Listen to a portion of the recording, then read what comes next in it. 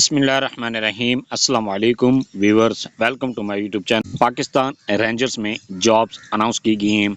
सबसे पहले हम इसका एडवर्टाइजमेंट चेक करेंगे, इसकी टर्म्स एंड कंडीशन को देखेंगे।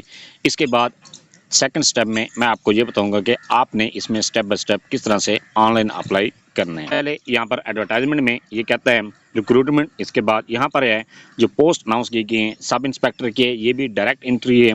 इसके बाद नाइक की है, ये डायरेक्ट एंट्री है। इसके बाद है सिपाही, मर्द और ख़वातीन इसके लिए अप्लाई कर सकते हैं। ख़तीब है। इसके बाद है मुतफर्रिक ट्रेड्स, खाकरोब है, प्लम्बर है, पेंटर है, कारपेंटर है, ये इसके लिए अप्लाई कर सकते हैं। इसके बाद यहाँ पर ये कहता है जिस्मानी मियार, इसके लिए क्या क्या ज़रूरत है। उम्र की हद जो है 18 से लेकर 25 साल तक है। वज़न, इसमें मर्द जो हजरात हैं उनका जो वज़न है कम से कम 55 किलोग्राम होना चाहिए। इसके बाद छाती है 33 इंच बमा 1.5 इंच फैला हुआ है।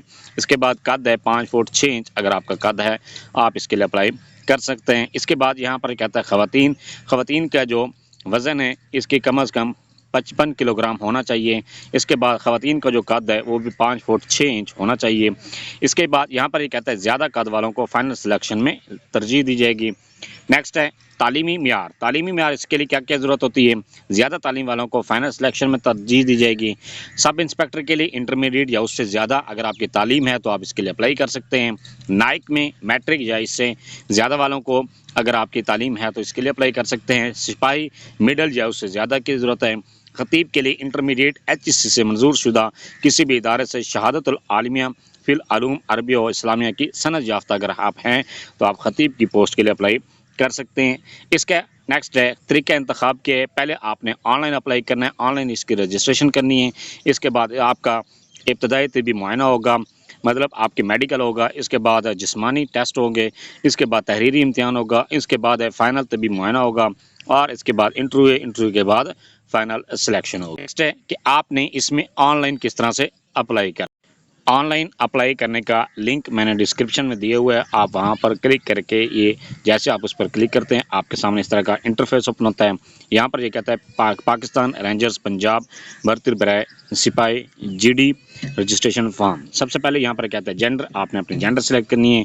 ये सिलेक्ट करने के बाद नेक्स्ट है यहाँ पर आपने भर्ती सेंटर सेलेक्ट करना है। जो भी आपके करीब तरीन भर्ती सेंटर है वो यहाँ पर आपने सेलेक्ट कर देना है। सेलेक्ट करने के बाद नेक्स्ट है यहाँ पर आपने डोमिसाइल का आपने डिस्ट्रिक्ट सेलेक्ट करना है। जो भी आपका डोमिसाइल का डिस्ट्रिक्ट है वो यहाँ पर आपने सेलेक्ट कर देना है। सेलेक्ट करने के बाद नेक्स्ट है यहाँ पर ये कहता है अगर आपने अपना डोमिसाइल ज़िला नहीं मुंतखब किया तो मंदरजा झेल इंतखाब करें। यहाँ पर आपने अपना डोमिसाइल का डिस्ट्रिक्ट यहाँ पर सेलेक्ट करना है। जो भी आपका डिस्ट्रिक्ट है वो यहाँ पर आपने सेलेक्ट कर देना है। सेलेक्ट करने के बाद नेक्स्ट है यहाँ पर ये कहता है मुताल्लिका ज़िले डोमिसाइल का इंतखाब ना होने करने की हकीकी वजह लाजमन दर्ज करें। अगर आपका डोमिसाइल का डिस्ट्रिक्ट किसी वजह से यहाँ पर शो नहीं हो रहा तो आपने उसकी यहाँ पर वजह लिखनी है। वजह ना बताने या गैर ज़रूरी तहरीर की सूरत में आपको भर्ती से नाअहल करार दिया जा सकता है। इसके बाद यहाँ पर ये कहता है क्या आप साबका फ़ौजी हैं, क्या आप साबका फ़ौजी हैं तो यस पर क्लिक करें। अगर आप फ़ौजी नहीं है तो आप नो पर क्लिक कर दें। इसके बाद यहाँ पर ये कहता है अगर आप का फ़ौजी हैं और यहाँ पर यस पर क्लिक करते हैं तो फिर आपने अपना जो डिपार्टमेंट है जो जहाँ पर आप काम करते रहे, आर्मी में काम किया है, नेवी में काम किया है, एयरफोर्स में काम किया है, जहाँ पर भी आपने काम किया है वो यहाँ पर आपने लिखना है, सिलेक्ट करना है। इसके बाद अपना ओहदा यहाँ पर लिखना है। ये लिखने के बाद नेक्स्ट है नेम ऑफ एप्लीकेंट, यहाँ पर आपने अपना मुकम्मल नाम लिखना है जो आपके शनाख्ती कार्ड पर लिखा गया है। इसके बाद वालिद का नाम लिखना है। ये लिखने के बाद नेक्स्ट है उम्मीदवार का शनाख्ती कार्ड नंबर, यहाँ पर आपने अपना शनाख्ती का नंबर लिखना है।